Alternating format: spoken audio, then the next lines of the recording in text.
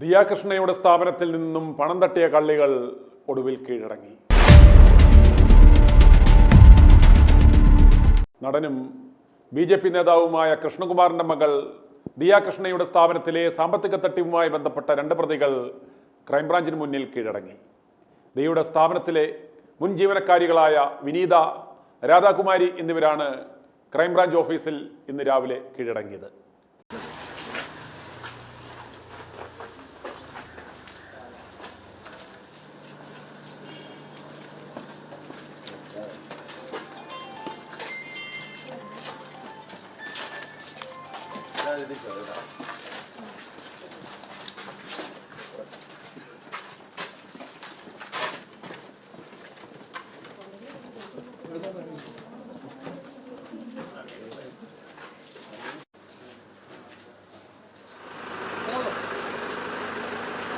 എടുത്തോണേ.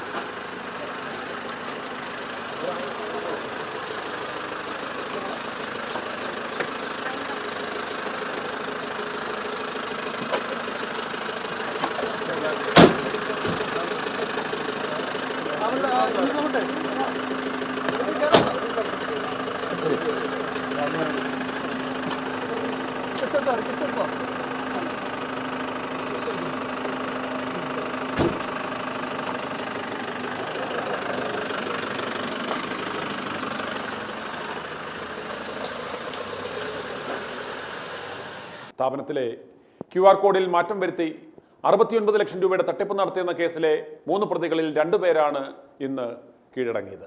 ഇവരുടെ മുൻകൂർ ജാമ്യാപേക്ഷ കഴിഞ്ഞയാഴ്ച ഹൈക്കോടതി തള്ളിയിരുന്നു. തുടർന്നാണ് ഇവർ ക്രൈംബ്രാഞ്ചിന് മുന്നിൽ ഇന്ന് കീഴടങ്ങിയത്. സാമ്പത്തിക തട്ടിപ്പിന് ക്രൈംബ്രാഞ്ച് രജിസ്റ്റർ ചെയ്ത കേസിൽ പ്രതികളായ മുൻ ജീവനക്കാർ വിനീത, രാധാകുമാരി എന്നിവരുടെ മുൻകൂർ ജാമ്യാപേക്ഷ ജസ്റ്റിസ് ബെച്ചു കുര്യൻ തോമസ് കഴിഞ്ഞയാഴ്ച തള്ളിയിരുന്നു. കേസിലെ 3 പ്രതികളായ വിനീത, രാധാകുമാരി, ദിവ്യ എന്നിവരുടെ മുൻകൂർ ജാമ്യാപേക്ഷ തിരുവനന്തപുരം സെഷൻസ് കോടതിയും മുൻപ് തള്ളിയിരുന്നു. തുടർന്നാണ് വിനീതയും രാധാകുമാരിയും ഹൈക്കോടതിയെ സമീപിച്ചത്. തിരുവനന്തപുരം കവടിയാറിന് സമീപം പ്രവർത്തിക്കുന്ന ദിയയുടെ ഇമിറ്റേഷൻ ആഭരണക്കടയിൽ നിന്ന് 69 ലക്ഷം രൂപ മുൻ ജീവനക്കാരികൾ തട്ടിയെടുത്തു എന്നായിരുന്നു കേസ്. ആഭരണങ്ങൾ വാങ്ങുന്നവരിൽ നിന്നും പണം വാങ്ങുവാൻ QR കോഡ് മാറ്റി പല സമയങ്ങളിലായി വലിയ തുക തട്ടിയെടുത്തു എന്നായിരുന്നു കൃഷ്ണകുമാറും മകളും മ്യൂസിയം പോലീസ് സ്റ്റേഷനിൽ നൽകിയ പരാതിയിൽ പറയുന്നത്. പിന്നാലെ കൃഷ്ണകുമാറും മറ്റുള്ളവരും ചേർന്ന് തങ്ങളെ തട്ടിക്കൊണ്ടുപോയി പണം തട്ടിയെടുത്തു എന്നാരോപിച്ച് ജീവനക്കാരും പരാതി നൽകുകയുണ്ടായി. വിഷയം വലിയ വിവാദമായതോടെ കേസ് ക്രൈംബ്രാഞ്ച് ഏറ്റെടുത്തു. ദിയയുടെ കടയിൽ നിന്നും ജീവനക്കാരികൾ പണം തട്ടിയെടുത്തതിന് തെളിവുണ്ടെന്ന് സെഷൻസ് കോടതി കേസ് പരിഗണിച്ചപ്പോൾ പോലീസ് അറിയിച്ചിരുന്നു. ജീവനക്കാർക്കെതിരെ സാമ്പത്തിക ക്രമക്കേട് സംബന്ധിച്ച പരാതിയും കേസും വന്നതിന് പിന്നാലെ കൃഷ്ണകുമാറിനും കുടുംബത്തിനും എതിരെ ഇവർ തട്ടിക്കൊണ്ടുപോകൽ പരാതിയും നൽകിയിരുന്നു. ഈ കേസിൽ കൃഷ്ണകുമാറിനും ദിയയ്ക്കും സെഷൻസ് കോടതി മുൻകൂർ ജാമ്യവും അനുവദിച്ചിരുന്നു. പരാതിയിൽ തെളിവ് ലഭിച്ചിട്ടില്ലെന്നാണ് ക്രൈംബ്രാഞ്ച് കോടതിയെ അറിയിച്ചത്.